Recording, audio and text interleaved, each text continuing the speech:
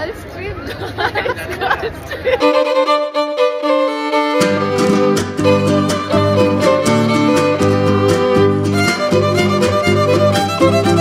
Hello everyone, তোমরা সবাই কেমন আছো? আমি কিন্তু খুব ভালো আছি। চলো আজকে তোমাদের সঙ্গে শেয়ার করি আমাদের সিকিম গার্লস ট্রিপের ডে 1 কি করলাম, কি মজা করলাম, কি অভিজ্ঞতা হলো সবটাই। তোমরা কোচবিহার বাসীরা নিশ্চয়ই জানো আমাদের কোচবিহার থেকে দার্জিলিং, গ্যাংটক যেখানেই যাই না কেন যাওয়ার দিন একটু সকাল সকাল বেরোতে হয়। তো আমরাও চাইছিলাম একটু তাড়াতাড়ি যেন গ্যাংটকে পৌঁছতে পারি, সেই জন্য আমরা ঠিক ভোর 5টায় রওনা দিই। আমরা প্রথমে শিলিগুড়িতে পৌঁছই, সেখান থেকে আমরা শেয়ার কারে করে রওনা দিই গ্যাংটকের উদ্দেশ্যে। আর শিলিগুড়ি থেকে গ্যাংটক আমাদের পার হেড খরচা পড়েছিল 400 করে শেয়ার কারে।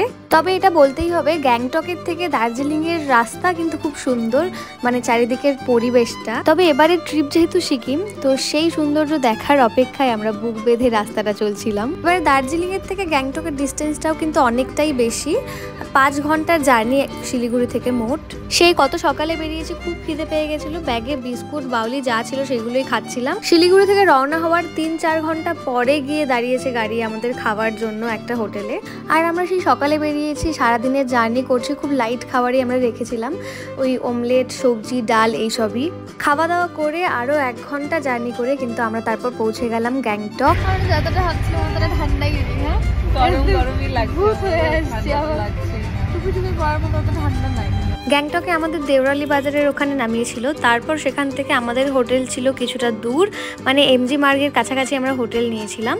তো আরেকটা গাড়ি করে আমাদের সেখানে যেতে হলো, ওই গ্যাংটকের লোকাল ট্যাক্সি যেইগুলো হয় আর কি।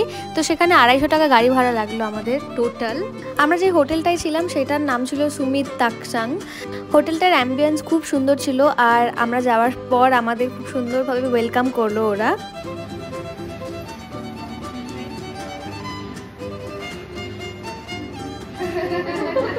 এরপর আমাদের রুমটা দেখিয়ে দিল ওরা। রিসেপশন থেকে আমাদের রুমটা কিছুটা দূর ছিল।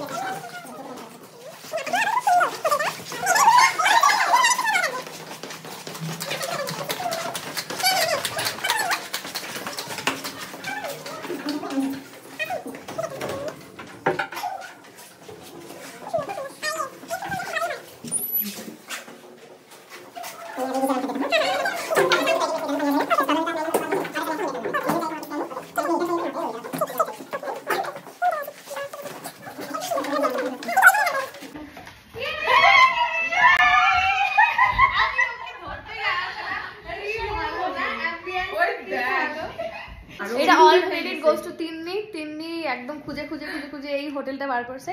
আর মেক মাই ট্রিপ থেকে বুক করলে অনেক ভালো ফেসিলিটিও পাওয়া যায়। দার্জিলিং এর মতন হয়নি আমাদের। দার্জিলিং এরটা খুব বাজে, হ্যাঁ ঠকতে হয় না।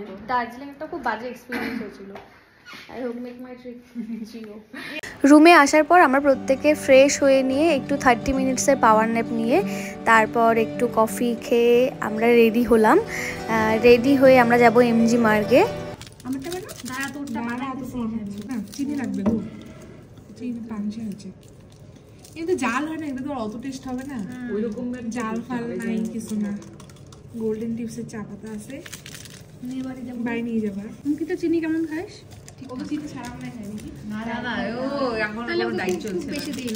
চা কফি খেয়ে আমরা সবাই মিলে রেডি হলাম। সবার প্ল্যান ছিল শর্টস পরে আজকে এমজি মার্গে ঘোরার। তো আমার ড্রেসটা একটু লং ছিল, তো সেটাকে ইনস্ট্যান্ট আমি শর্ট বানালাম, মানে বুনু করে দিল সেটা। আমি যদিও প্রথমে এই ড্রেসটার সঙ্গে একটা হোয়াইট কোট পেয়ার করেছিলাম, যদিও পরে আবার চেঞ্জ করে অন্য একটা কোট পরি, জানি না কোনটাই বেশি স্যুট করছিল, তোমরাই জানিও। এরপর আমরা হোটেল থেকে হাঁটা পথেই চলে যাই এমজি মার্গে।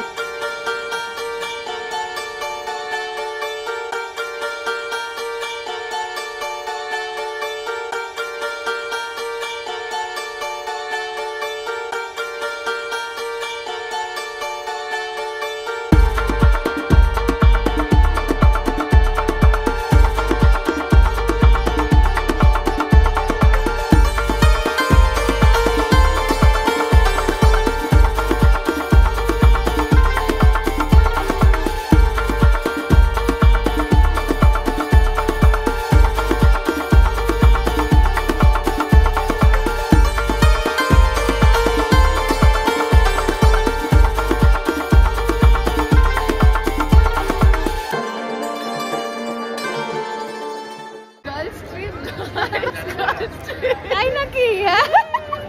আমরা খুব লাফাতে লাফাতে ডাউনের দিকে চলে গেছিলাম এমজি মার্গে। এবার হোটেলে ফেরার সময় আমাদের অনেকটা আপে উঠতে হয়েছে, সবার অবস্থা একেবারে খারাপ হয়ে গেছিলো।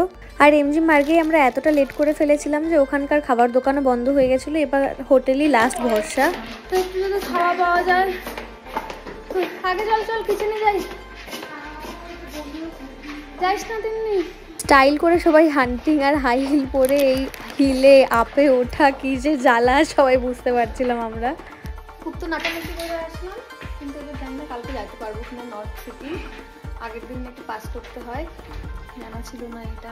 দেখা যাক কী হয় কালকে। তাহলে একদিন ওয়েস্ট মানে একদিন এক্সট্রা থাকতে হবে গ্যাংটকে। আমরা ভেবেছিলাম দিনের দিন পাস করেই হয়তো নর্থ সিকিম যাওয়া যায়, তো এখানে রাত্রে শুনতে পারছি যে আগের দিন নাকি পাস করতে হয়। যাই হোক, এইসব টেনশন নিয়ে খাওয়ারও পাচ্ছিলাম না। হোটেলের কিচেনও প্রায়ই বন্ধ হয়ে গেছিলো, তো তবুও আমাদের রিকোয়েস্টে জিরা রাইস আর একটু ডাল ফ্রাই আমরা পেয়েছি। যাই হোক, এই খেয়েই আমরা আমাদের ডে 1টা কাটালাম।